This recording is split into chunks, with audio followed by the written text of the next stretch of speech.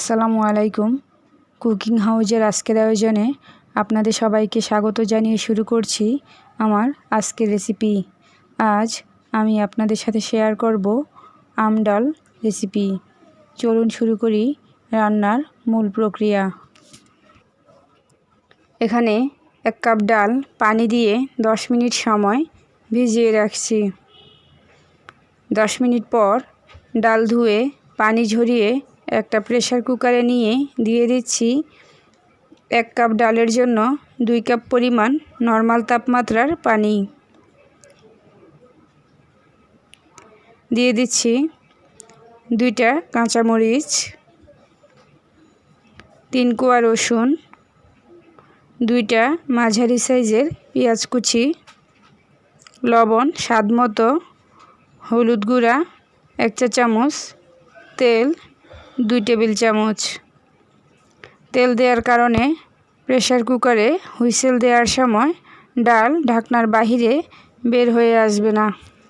এখন সব কিছু নেড়ে নিয়ে প্রেসার কুকারে ঢাকনা লাগিয়ে 3টে হুইসেল দিয়ে নেব।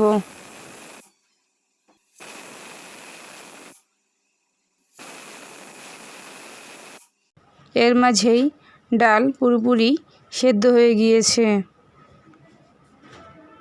এখন একটা ডাল ঘুটনি দিয়ে ঘুটে নিয়ে দিয়ে দিচ্ছি আরও 3 কাপ ফুটন্ত গরম পানি।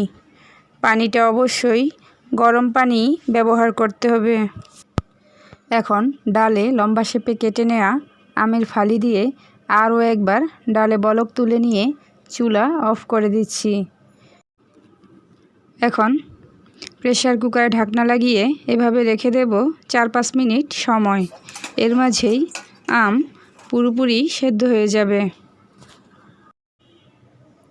এখন ডালের বাগারের জন্য চুলায় একটি প্যান বসিয়ে নিয়েছি। গরম প্যানে দিয়ে দিচ্ছি পরিমাণ মতো সরষের তেল, রসুন কুচি দিচ্ছি 2 টেবিল চামচ, আস্ত জিরা দিচ্ছি 1/2 চা চামচ, শুকনো মরিচ 3টা, তেজপাতা 2টা।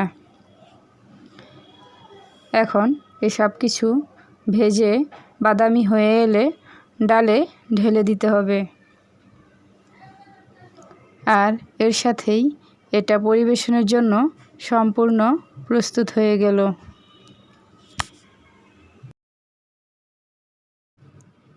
চুলা থেকে নামিয়ে আমি এটা পরিবেশন পাত্রে ঢেলে নিয়েছি। আজ এ পর্যন্তই।